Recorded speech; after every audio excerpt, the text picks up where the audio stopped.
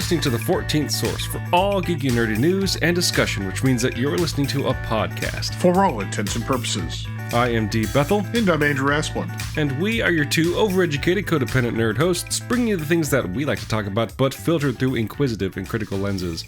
In the episode for Friday, January 28th, 2022. And, I had an intro. Oh, you did. And now you don't. And now I don't. But hey, it's all good. It's been a week. We've both had a week. We've done lots of great Week in Geek stuff. Yeah, Dan, tell us about your Week in Geek. I've done nothing. That's it. Thank you for reminding me. Andrew, I am going to start this episode off the way I started last episode off, because guess what? I am neck deep, knee deep. I am a body part deep in the TNG still. Man, Star Trek Next Generation is my new Bible. There's something really, it's exciting, right? You're kind of getting into Star Trek, Yeah. And you found a Star Trek you're really enjoying. You've seen some other Star Trek, so you know that Sure. These other ones are kind of cool too, but you found the one that you're like, right now you're watching this episode to episode and you're really gelling with it. Right. And it's honestly, so for those in the know, my wife and I just broached one of those two into season 4 of Star Trek The Next Generation, where Andrew succinctly told me it's where it gets good. And you're not wrong, my friend. We had as I alluded to, weeks ago at this point, we got to the end of season 3, which is, it ends with the Best of Both Worlds Part 1, where Locutus of the Borg shows up, and that was fun. Yeah. But man, it's just been pedaled to the floor ever since then. My God, Best of Both Worlds Part 2, Family, the episode after that where Data meets up with his dad and brother again. Man, oh my goodness. And then it's just okay, I get it. It's good now. I'm not going to back off what I said before about the quality of seasons 1 and 2. I like those seasons, but I will just say I get it. Right, there's something funny, thinking about it, where it's like, well, these first 2 seasons, they're pretty good, and now you're realizing why everyone else kind of says, they're not so good, just because, once you get to what most people consider kind of the height of the show, seasons 4 through maybe 5, 3, 3, it starts to pick up into 4 and 5. Not to say that 6 and 7 are bad, but 4 and 5, I think, is where really they hit a stride. And you're like, oh, okay, maybe season 1 and 2 were a little bit rough. Well, the interesting thing is, in that regard, is that obviously between season 3 and 4 and the first few episodes of season 4, it's where we get some real steps into the pool of continuity, of serialization even. The episode Family, where Picard goes home to deal with having become a Borg, is a direct sequel to The Best of Both Worlds Part 1 and 2. And of course, being Part 1 and Part 2, those 2 episodes were contiguous. But thematically, even that Data episode continues what was going on from the previous episodes.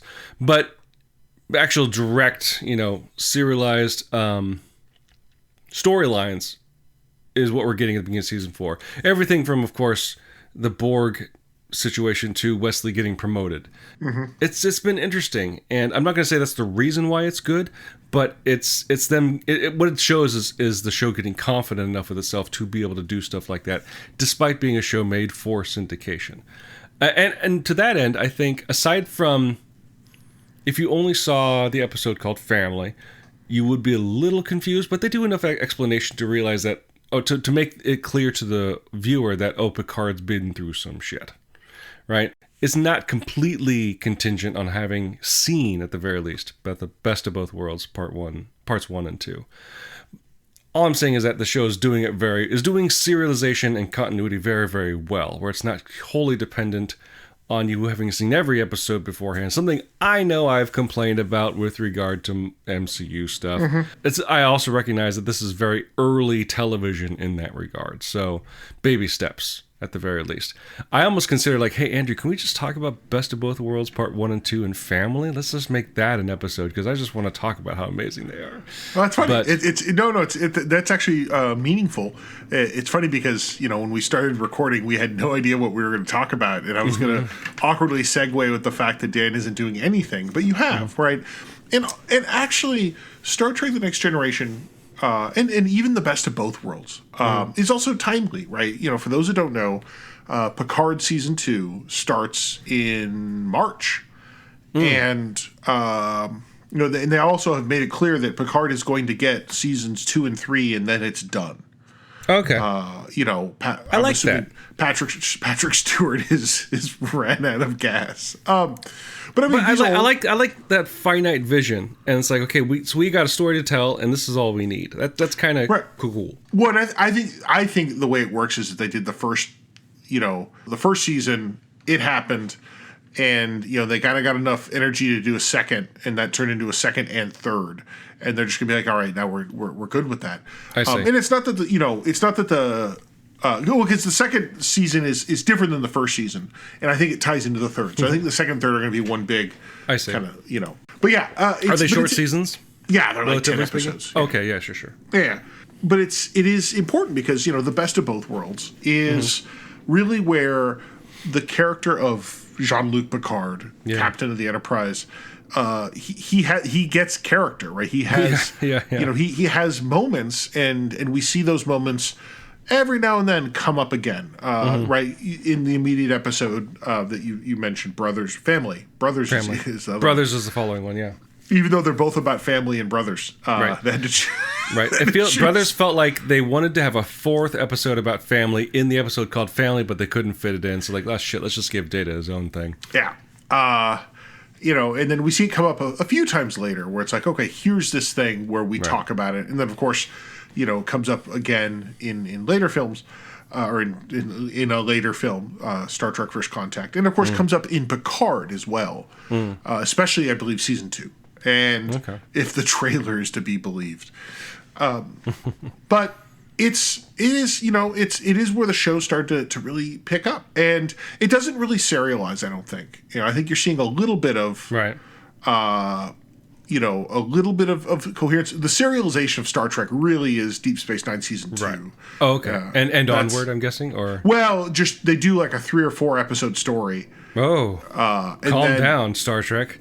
Yeah, right. Like 3 to 4 continuing story, and then they break to kind of whatever. And then by the end of the show, they're like, no, we're just running a 10 episode finale.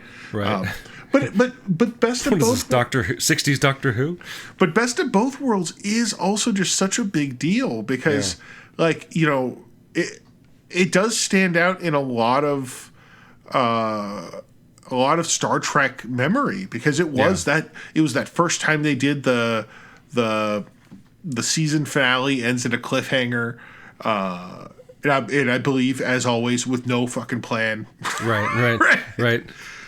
I was going to say, you said that the Picard starts to get some character. I'm like, he also gets a new contract out of the deal. So that might have something to do with it. But the reason I say is because, I've told the story multiple times of, I remember where I was when I saw the Best of Both Worlds Part 1. And I remember where I was when I thought I was going to watch Best of Both Worlds Part 2. But due to FCC regulations, they blocked it from my cable network. Nice. Yeah, it was because I was trying to watch the Los Angeles station, and due to new changing FCC laws, because a local affiliate played it or a local channel, they actually blocked it, so I couldn't see it. Awesome. Because I had to watch the local one so I could see the commercials for the local area. Anyway, I see. Yeah. Laws in Star Trek. That's the name of your autobiography. And it's also like I think it's a big deal because big cliffhangers and big stuff like that wasn't new to TV, right? JR shot Dallas or who shot JR, whatever, right? Yes. Like that kind of stuff. Whatever. JR shot all of Dallas. All of Dallas. It's very prescient. But that kind of stuff is, wasn't necessarily new. And of course, soap operas have been soap operating since before the war. But for a show like Star Trek, this was before, Babylon 5, which also was very serialized. And of course, Battlestar. Well, the reboot. Battlestar, right? Because the original Battlestar wasn't really that serialized, at least not what I saw of it. It also wasn't really that good. I didn't say that, but yeah, I'm standing behind it. Come at me, bro. I watched the movie version, like basically the 2-episode pilot. It was fine, honestly. And I will say that I really do think that Best of Both Worlds was also like a brave choice for a show that, the joke is you do an ending like that and then you don't get renewed, right? Right. It's like, I don't think they were in fear of danger, that, but there's this idea that what if we do this thing and like, whoop, right. I guess we're not coming back next time. Right. It's interesting though, watching it with Nicole, my wife. She obviously devoid of the historical context. It didn't hit her that hard because I remember talking on the show. I'm like, she doesn't know how season 3 ends. This is going to be crazy. Right. And then season 3 ends. She's like, yeah, it's that's a Star Trek story. Like things are getting fucked up. But I will say, on the other side is like at the start of Best of Both Worlds Part 2, we're watching it and it's getting a little bit deeper into the drama of it. And she did say out loud, she was like, and this speaks to the quality of the writing of the show. She was like, I'm excited or riveted because I cannot see how they're going to get out of this problem. Mm-hmm. Right. And that's good TV right there. So not that it was ever a challenge. I never came on the show and said Star Trek was bad, but I do want to recognize, since my co-host of this show is such a Star Trek fan, Andrew, definitively I say Star Trek is good. Yeah, I mean, and it's funny because you're also watching Star Trek in what is like a glory day of Star Trek, right? Right. The glory, because like this idea that you're watching that, and I'm watching new Star Trek every week, and I will be for a year, right, or so. And it's not a minimum, and it's not like I don't think it's bad Star Trek. I think they've actually got a lot of like. It may not be what everyone wants for, but they have some really great shows that are really doing some, kind of pushing Star Trek in different directions.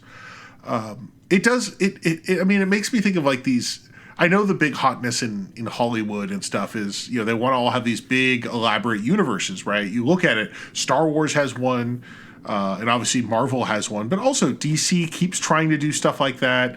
We see, with TV, we even see The Witcher, right? Like they've got 3 Witcher shows or whatever they want to do. Like people want the multiverse or whatever. I don't know what you call it, like the cinematic or televisionic. Don't remember saying that again. Yes, that's the episode. But they want that kind of big universe, and Star Trek technically was doing that. Although not that great, I think, in the 90s. But now it's like back, and it's like, yeah, we're doing it. And we're doing it probably, I'd say, the right way. Right. Well, it's a progression from Star Trek to X-Files to Buffy, right? That we see this progression of serialized television kind of making more sense and being also narratively viable in a way. Well, I don't think it's necessarily a serialized thing, right? Sure. It's the idea of the grow, like the universe of TV, right? Oh, sure. It's like, kind of like, to a sense, you had Buffy and you had Angel, right? You didn't have to watch them both, but they were both in the same world. So, like, if you watched them both, even though they may not reference each other that much, it still felt like, oh, I'm getting more of this place. Well, X-Files had that spin-off with the nerds, the Lone Gunman. Yeah. Stargate kind of had 3 consecutive series, which is what Star Trek had been doing. I just think now it's interesting because it's now doing not consecutive series. They're all just like on their own, carving out different story in place at different times too. It's not like honestly, none of them are overlapping, right? You're not going to see Patrick Stewart show up in Discovery or whatever, although they'll reference things from each other, right? So like, oh, this cultural thing we mentioned in this series, we're going to mention in another because it's part of our world. Right. And, TNG is really you're at the point where that's starting to a lesser extent, because Deep Space Nine starts in season 6, I think. Oh, right. Okay, that sounds right. Right. So that's when you start to get the overlap. Although, again, they don't do it great back then, but... Yeah. something something something Voyager. No, it's exciting to see, you know, that you're at that point, and but also best of both worlds. What an episode, right? Indeed, or what a pair. We can't forget the expanded worlds that actually really started with sitcoms, though, right? A lot of like the 70s sitcoms are spinning off from each other. I mean, don't forget, we don't get Family Matters without Perfect Strangers. No, you're actually right, and that's actually like a deeper cut than I think you intended, because like when you pull at that string, you realize it's crazy. It's crazy how many sitcoms are like, well, actually, that's just a spin off of that one. Right? And you're like, what? And they all exist inside a snow globe. It's crazy. They all inside a snow globe. Yeah, but I think what is neat about it now. Don't get me wrong. I imagine it's frustrating. I know Star Trek writers complained in the 2000s of like, oh man, you can't you can't tell a story without having 17 Star Trek nerds climb up your asshole because, well, actually, in Star Trek episode 17, although Star Trek has gotten to like Doctor Who territory where like they kind of wax over some of the shit that don't make sense, you know? Like, that's... Oh, and actually, I want to make a joke about this. Because you were watching Best of Both Worlds, and you reminded me of... there's this idea of continuity and fucked up continuity, oops, production mistakes, and then how that turns into, oh, actually, this is the new continuity. Okay, the funny story, you messaged me, oh, we're watching, Best of Both Worlds Part 1, and I think you texted like, oh, is that a new ship with the Enterprise? Oh, right. USS Melbourne, Nebula class. And I said that without even looking anything up, because like I'm that nerd. And then somehow I got like confused, and I started looking into it, and I realized that what you saw was actually USS Enterprise with an Excelsior class ship. Right. I know this is deep Star Trek nerd. I apologize. And I was like, wait a second. I got really confused because in my mind I was certain that the Melbourne was a Nebula class, and I'm like, what? And I start looking, and I find out like, wait, what? Maybe it was. So this is this case where, in the episode, Best of Both Worlds Part 1, they show the Enterprise with this model of an Excelsior, which is like the only model one of the only models they had. They had like 4 models, right? Right. Like, all right, throw the Excelsior out again. Mostly stuff made for the original series movies. Right. So that was made, that's actually for Star Trek 3. So like, put the Excelsior model out again. We still got it. And and they mention in that episode, Captain Commander Riker, we want you to take over command of the Melbourne. And he's like, that piece of shit? I think you intuit that it's the ship that's there, right? Right. I don't know if that was intended. And in fact, officially in like, I think if you read the episode title, it says an unnamed Excelsior vessel, like if you read the wiki or whatever. But then in the part 2, right, they reveal that Admiral Hansen has taken command of the Melbourne and is leading the fleet into battle against the Borg and Wolf 359. Right. And of course, the Enterprise finally gets there, hours too late. Yeah. And we go through, and it's a ship graveyard, right? And it pans over, and we see all these blowed up models and stuff. And finally, they're naming ships like, the Burp-a-doop, the Hoop-de-hoops. And then the Melbourne, right? And that's how you know that, oh my gosh, Admiral Hansen has died. Right. And the joke is, and you cannot tell. I wouldn't rewatch it because I'm like, did I know this because I'm a nerd? You cannot tell shit about the models that you're looking at blown up, right? It's like they're blown up models. However, the joke is one of the models that they actually did was a Nebula class ship that says USS Melbourne and had a hull number on it. And that was the intent, right? Whether or not someone had watched Best of Both Worlds Part 1 when they decided to pitch that model. And comically, the Nebula class ship hasn't shown up yet in Star Trek. At all? It shows up in season 4. I think they built the model for that season, right? I see. And blow one up. So anyway, that's kind of what is understood. And I actually think there's later episodes where they use the model that was, because they made 2 versions of the model, and they use the model as like a model in people's quarters or whatever. Like, oh, look, he's got a model of an old ship. I see. Right? It's funny reading about the Best of Both Worlds, because you're right. The Enterprise shows up a bit too late and just wanders into a Federation graveyard, for lack of a better word. And looking at behind the scenes is basically they got a bunch of free model parts from some model company and just invite a bunch of people to kit bash together random ships and shit, and then blew them all up. Yeah, apparently this was the one like studio model or whatever that they actually had. did. Yeah. That's my understanding. And I think they use it again. But the whole joke is that later, when they filmed Deep Space Nine, they redo parts of the Battle of Wolf 359. I read about that. Yeah. And the actual fight, right? The actual fight. And in that one, there is a Nebula class ship, the USS Saratoga, which is what Commander Sisko is on. But also we see the USS Melbourne is an Excelsior class ship.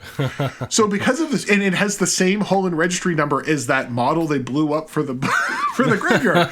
So what I love about this is like stupid behind the scenes thing, and then how nerds respond to it, and by fans, not nerds, right. Is that there's like a novel or a comic book where what they basically said is like, oh yeah, actually 2 Melbournes were at the battle. Right.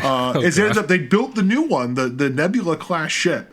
And it was they were going to decommission the old one and commission the new one, and like, bad stuff, send everyone there. So the thing is that there were 2 ships that were like the same ship, right? The new one and the old one, right. Both got blown up. Right. And I just love that idea that like that's kind of like what fans have like adopted, right. Is that, not fans, but like there's a novel or a book or a comic book that just says like, yeah, that's what happened.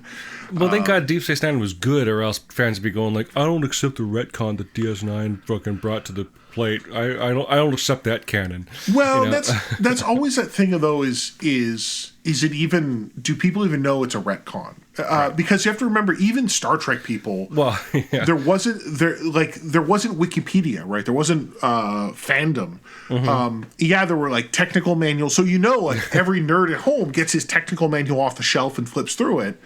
But it didn't. There wasn't necessarily that same kind of like we can just Google it, right? Right. And I mentioned that because this is a little bit more old school, but in the original series there were different. Not everyone had the little what they call the delta for the Starfleet symbol. Right. There are actually multiple symbols that you'd see throughout the show. There was one was a little sun, one was this other looking thing. And then in one episode, there's a ship, I forget which one it is, the Exeter? No, but it's Captain Tracy, and he's got like this weird like badge looking thing, and like, what the hell is his ship's got? Why has he got this weird thing on his insignia? And everyone kind of intuited that in the original series is because every ship had their own symbol for your chest. However, that was not the intent. And in fact, there's a letter that I think one of the people on the team wrote saying like, "Hey, we all knew this was a mistake. Don't ever do it again." Wow. Because the intent was that the different symbols were like different types of people. There was people that were like starbase people. There was starship people. There was, I think, what was the other one? Was like merchant marine or some shit like that.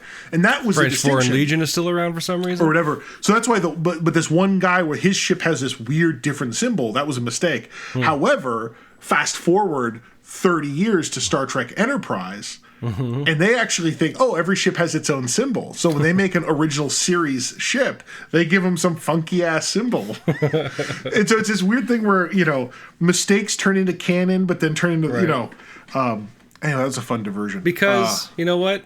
It's all fake. It's all make believe, right? And so you don't stress it too much. Indeed.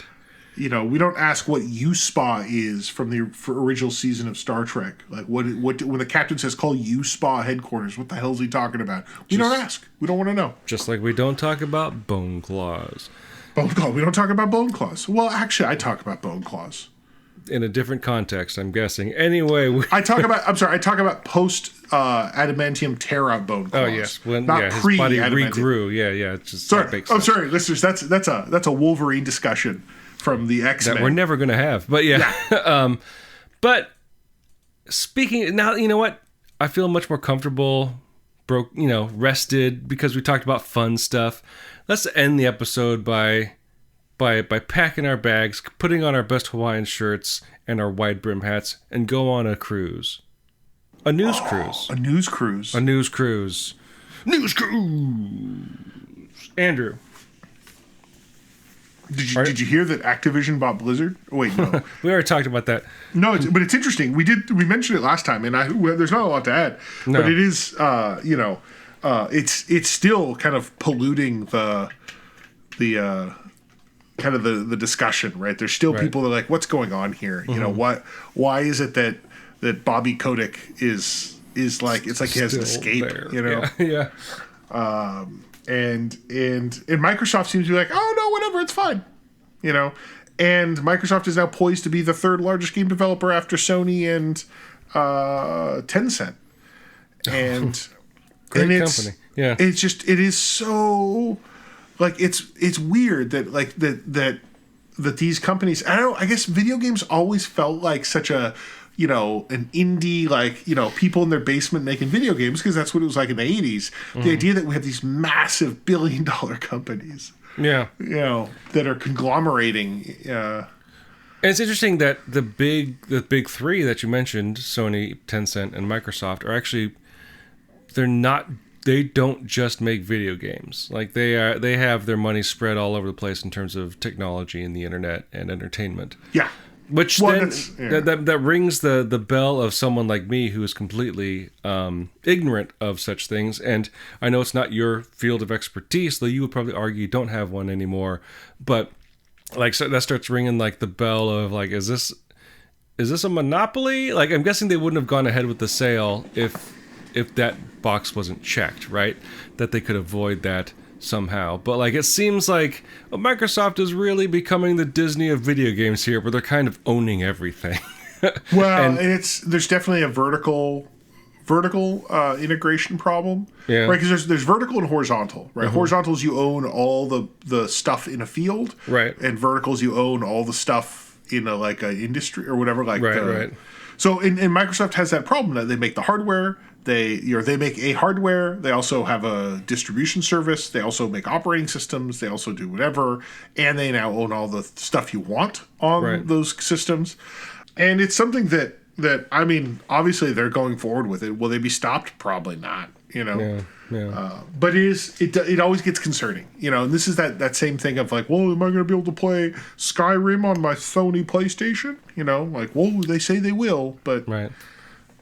I think the one thing I'm seeing from here is that Microsoft seems to be making they seem to be forcing an argument, because in traditional console wars, you're thinking like, oh, who's selling better? And currently, Sony is selling better. I mean, for anybody that can actually get systems. But Microsoft actually seems to be kind of operating at a higher level here, because honestly, if we were to have, in the conversations that were being had, even as early as the PS4 and Xbox One, a lot of people were talking either about a one console future or kind of like a no console future.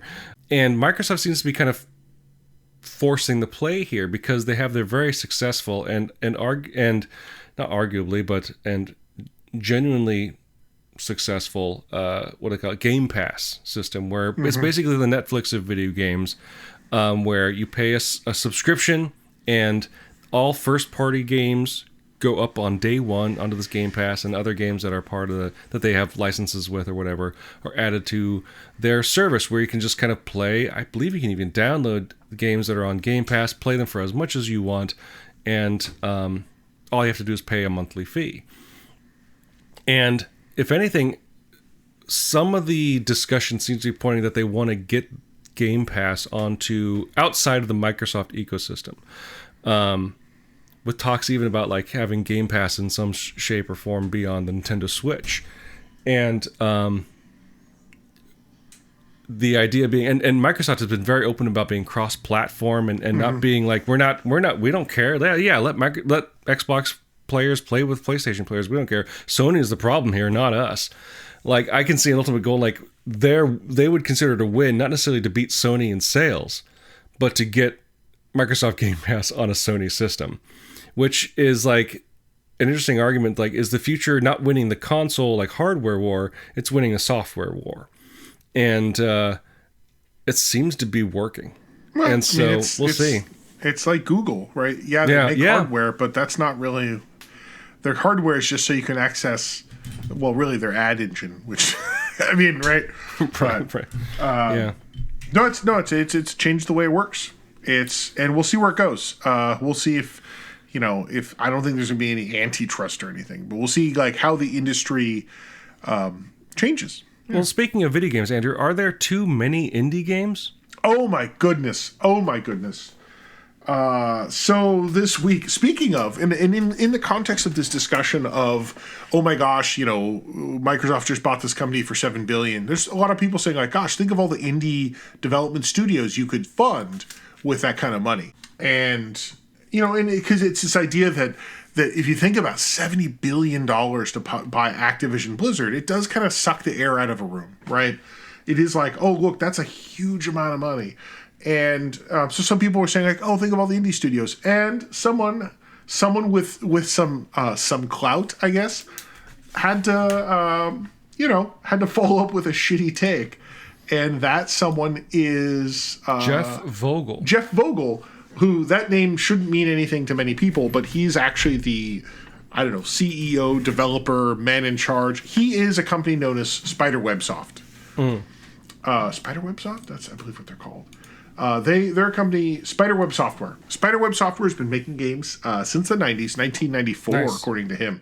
Mm-hmm. Got started, actually, I think, making games for the Macintosh. Oh, wow. Making kind of like what now we would call retro RPGs. I think even when he was making them, they still really had the retro feel to them. Right. I mean, I remember I got one of them in like the late 90s. I'm like, wow, this is more retro than I was expecting. So he's got a whole Avernum, Geneforge, Exile. I think Exile was the original game. And so he's been making these games for 25, 26, 27 years. And so he goes and he tweets and he says, so pointing out the world doesn't actually need 10,000 new indie games a year on Steam will make some people super angry. Note, that's almost 300 games a day. Suggestion, think I'm wrong? Prove it by going out and actually trying 1% of those games. Yeah, I didn't think so. Wait, 300 again? Yeah, no, he actually later points out that his math was wrong. Oh, okay. Hey, look, man, he's not a programmer. He's not a mathematician. He's not even a good programmer. And sorry, no, he's probably a fine programmer. I mean, so the thing is, SpiderWeb Software is notorious. Like, he's actually given a talk at the Game Developer Conference at GDC, where he talks about his career making games that like very few people want to play. Right? He's been making these games. It's very niche. Yeah, he has a lot of players. Like, he's successful for like a 2-person team, him and his wife, right? But like, notoriously, and he'll say his games look like shit. They look bad. Mm-hmm. It is it's a and I mean I play a lot of games that don't look great. I find his games unplayable just aesthetically. It's like wow. He could have gone for like simpler aesthetics. He could have gone for like his games would have been better if they were in black and white. Right? That's like, they're just bad. It's like, what if, it's that kind of thing like on Nintendo where you see games like, wow, you guys just didn't understand color, did you? Mario got it, but you sure as shit didn't. That's what he makes. And he's made for 25, 27, 28 years. But he goes and he says, like, we don't need this many indie games. And it's a weird thread, and he keeps going at it, and a lot of people have countered him saying, wow, this is like a bad take. He's had people say, like, hey, I always looked up to you, and now you're breaking my heart. This guy, like, goes, but it is fascinating, and I want to say my favorite tweet of his, like, 7 or 8 tweet thread.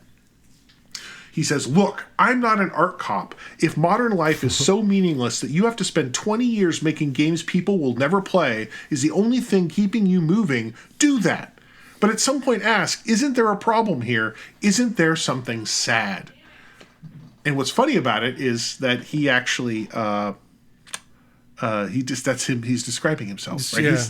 He actually has, if you follow his blog, he's literally, in his Twitter, he talks about how he's having a lot of like life crises where he's finding not fulfilled by work and he's like going out and like volunteering at the local. So it's like, oh, my dude, you turned your midlife crisis into some sort of rant about indie games. Right. Projection. But it's gotten a lot of, kind of indie developer Twitter upset because there's a lot of people who are like, I just wanted to make games. And now here's a guy who's been doing it saying like, basically, you're an idiot. Don't do this. And not to say like a lot of people talk about making games is hard. Yes. It can be really frustrating. It's not a trajectory to wealth. No. For most people. Right. But still a lot of people still want to do it. Right. Right. And I think he's also complaining about Steam being as being part of the problem. But that's the other thing. There are other storefronts that have existed that aren't as well known, aren't as big name as Steam, but like itch.io or itch.io, however you want to play it. Like that's literally like a storefront just for indie games, and specifically small indie games, as well as bigger AAA stuff. But like there are the industry is expanding to meet the wide variety of games that are coming out, and it's just a surprisingly narrow view for a person that's been in the industry for so long. It seems like you said, it comes across as a strange projection that he's upset that he's been doing this for so long and isn't either more successful or he's bitter that he's not better at it. I mean, I just love the fact someone really kind of snorted at him like, hey man, this comes from a guy who gave a 2-hour presentation about how he's been a 2-hour presentation at GDC about how all he's been doing is making shovelware for his entire life. And like when you look, this is a guy that like he makes a game and he's re-released it a lot. Like he does a standard Square Enix rotation of every 5 years. Here's the new version on the new iPad or whatever. Like he has a game on iPad that like came out 20 years ago. Nice. Like, that's how you do it. Cool. That's cool. That's how you do it.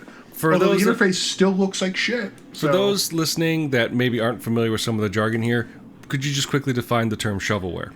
Oh, I mean, where you just shovel the same crap, Yeah. I'm sorry, let me Google that for you. Shovelware is a term for individual video games or software bundles known more for the quantity of what is included rather than the quality or usefulness. There we go. The term shovelware is coined by Symantec and... Oh, no, we don't need that. Yeah, it's building off of shareware and all that stuff. Yeah. Right, it's this idea of just, like you just keep... And because he started in the 90s, he used shareware and he used a lot of that stuff. And there's a lot of I just keep shoveling the same stuff. The same really bad. Although I will actually say, I think he doesn't. Like I think he actually could shovel better. Like he's bad at shoveling. Put your back into it, dude. Anyway, so yeah, that's kind of the interesting news in indie, and it is frustrating because there's also this idea that and he has this weird economic thread that some economists say we have to pay people to dig ditches even if we don't need them. It's like, okay, making art is not digging ditches. It's not digging if you and it's I think it's that mentality of this presumption that everyone only wants to do this because they need to make money. And it's like right. No, itch.io is full of people who do this just to do it. Right. They want to make a thing for other people to enjoy or. And if 5 people play it, okay, And look, man, I'm going to saying I'm personally attacked. Okay. I've been doing a podcast for 7 years. I'm not getting paid for it, Oh, I was supposed to be sharing those checks? Those negative checks. Yeah. You're going to be getting a bunch of invoices here, my friend. So it's a weird... a weird take that kind of resonated out in gaming Twitter and indie dev Twitter. Right. Yeah. And speaking of content that people enjoy and trying to, in a sense, ruin that for others. And speaking of Twitter, there was another Twitter thread that was shared between you and I from the world of comics. The writer Tom Taylor, an Australian writer of comics who's worked for I know at the very least Marvel and DC. Looks like he's currently working for DC, if my research is to be accurate. Right. He's the one writing Superman son of Kal-El. What's son of Krypton? Son of Clark? Son of Kal-El. This is the recent run that's about Superman's son, Jonathan, I believe. What's controversial about that? Oh, well, because, right in issue 5, they reveal that the character, Jonathan Kent, I believe it's Jonathan. I get it mixed up with the Superman and Lois show. What's the son's name? But the idea that the son is bisexual and finds a fella he's into. What? And Spit take? How could fella. They? Yeah. But and there's a legitimate comment to be made about Tom Taylor's kind of making a big stink about this. discussion, which it's cool what he's doing, but the idea that like there's some and I want to get to the complaint. I just want to preface by saying there's some frustration I've seen of like, okay, but like wouldn't it be cool if this were like a queer person talking about queer issues, right? But the issue is that they wrote the character of Superman to be bisexual, and it came out and it was a big deal, right? A big deal. Everyone talked about it, and issues sold out. A lot of people bought issues. They actually reprinted, I believe, the first 4 issues of the run.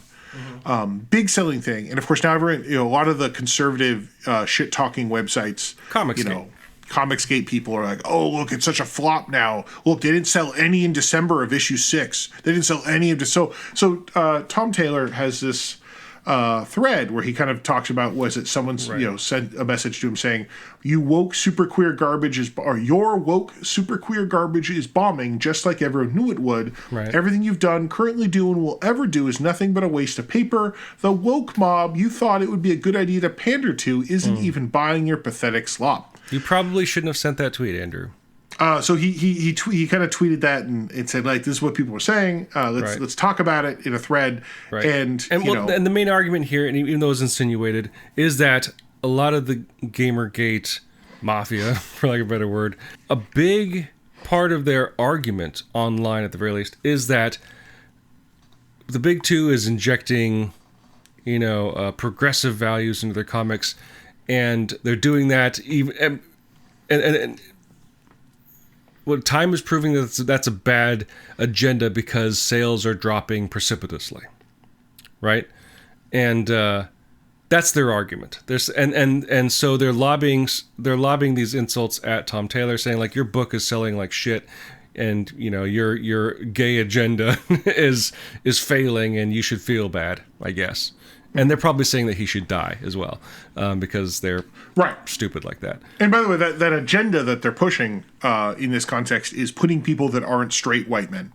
Right. All right. So that being said, the thread ends with the big reveal that, they're right. No one bought this comic in comic book stores in December because it came out in January, right? And that's... It's a cute little thread where they he highlights that all these people that are bemoaning the death of his run and how he's failed. It's like, or you guys just don't know how comic book sales work. And he brings receipts is the big thing. Right. Like he's providing screenshots from everywhere from Comixology to Amazon, right? Which I guess that's technically the same thing, but different storefronts. Technically. Yeah. Yeah, and also talking about issues going to reprint and stuff like that. Right. And, and don't get me wrong, like, not all things work. But it's this idea that, because you wrote a comic book where you featured a character that was not a straight white guy, like, that's not the death of comics. It's not. In fact, that's, a lot of people are saying, hey, I like to see comics where there's characters that look or act or do behave the way I do. Right. I like comics that, if you're whoever you are, right? There's a point where you get tired of reading comics that are just about white dudes, Right. The Justice League was historically a bunch of white dudes, and they're like, oh, look, we found some other white woman. And one white woman. Thank you. Although she's Greek. So. True. Well, is she? She's a foreigner. Oh no, she's from Themyscira. There we go. She's previously known as Paradise Island. Yeah. So it's interesting to see, and we'll see how it goes. I mean, who knows, right? Superman, son of Kal-El, could eventually bomb. Like comics do. Right. And I will say, I don't read every book that's out there. I don't read a lot of like mainstream comics that much anymore, just due to sheer exhaustion. Right. There's a lot of comics. But the big one thing I'll say about the Big Two, for all their not failures, but the ills of that industry, they are making huge strides to hire more women writers, LGBTQ plus writers, to not only just write stories about those underrepresented people, just to write stories for the company, and looking outside the traditional milieu of, straight white men, right? And that's to be commended. And just like every book, every year, whether they're traditional hires or not, Books succeed, books fail. It's just how the industry works. You throw stuff out there until it sticks. Mm-hmm. But the thing is, with every book you put out there, you find some sort of audience that does love it. And to have books out there with non-traditional writers, hopefully will become more traditional writers in a sense, and non-traditional characters, having this more out there, more normalized, and gaining an audience and gaining sales as well is only good. And I like that Tom Taylor has a real go fuck yourself attitude here, because his agenda is to make books, is honestly to make books that sell. He wants to keep writing professionally, right? And right.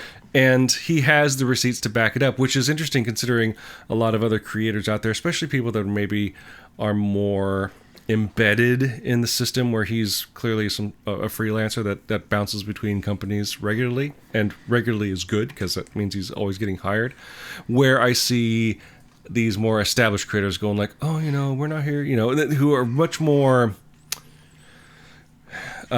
wishy-washy with they don't want to offend either side, quote unquote, of the field. Well, maybe in private or in interviews they are very clearly have a more liberal viewpoint, but when they're out there in a professional capacity, they're trying to they say something like, oh no, we just care about the stories, and like, dude, just trust us, we're going somewhere. I'm like, that's true, but also tell these people to go fuck themselves because they're evil, right? Tell these people that are threatening the lives of writers of queer characters and queer creators, like, tell them to go fuck themselves because they are bad people and we don't want them around. More people should have that more established creators, traditional creators in that sense, should have that strength. It shouldn't be just on the young people that are trying to establish their careers. It shouldn't be on their shoulders to do this. Right. So he, is out there doing that, and hopefully it works out. Yeah. And I don't think there's anything. No. Is there anything else particularly newsy? I don't think we can, Are we coming to port, Andrew? We gotta. Yeah, no. I think it's a good time to lay anchor, drop anchor. I should know this. Wow, this all sounds like euphemism, and I'm okay with it. So if you, dear listeners, have any thoughts about the topic we discussed this week, feel free to leave your thoughts as comments on the page for this episode at forallintents.net. You can also post your comments or engage in conversations with other listeners on our Facebook page. You can find us on other social media at our respective handles. On Twitter, you can find Andrew at ProfoundDark. You can find me at dbethel. You can find us on Instagram, where you can find Andrew at ProfoundBrick, and me and my work at dbethelcomics.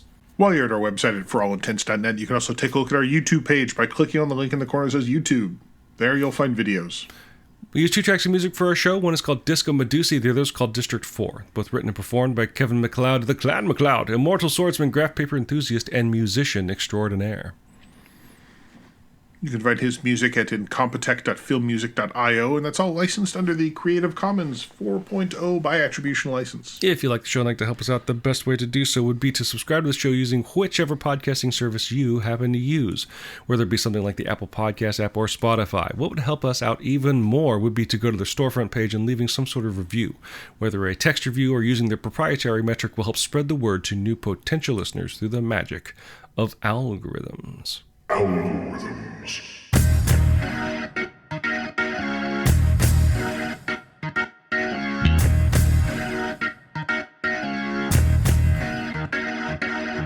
Oh, I do have one more piece of news here Uh-oh.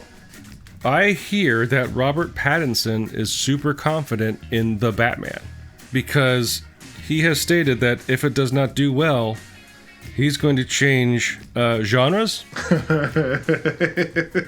He says he believes he would... I'm sure it's just offhanded joke, and it's a good joke. I'm not going to lie. They said... gonna go into artistic... Was it art house? Art house porn. Art house pornography. If The Batman does not do well, there's always art house porn. And let me tell you, I'm not really looking forward to that movie, so I'm sorry, fans. I kind of want to see it tank. Hey, at least it's something new, right? I mean, that would be the Twilight performance that fans wanted to see in the first place. So, so good on you, Robert Pattinson. Always looking forward in your career. Always lean forward, never look back. So until you lean forward, dear listeners, I'm D. Bethel. And I'm Andrew Asplund. And for all intents and purposes, that was a podcast.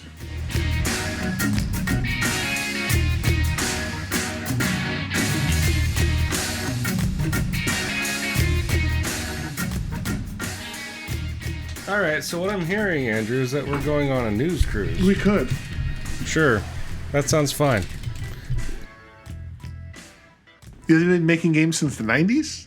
Full disclosure, this guy's opinion made Glenn very upset. High and tight. My chair is stuck. Oh, I'm going to stop recording. Is that cool? Sure.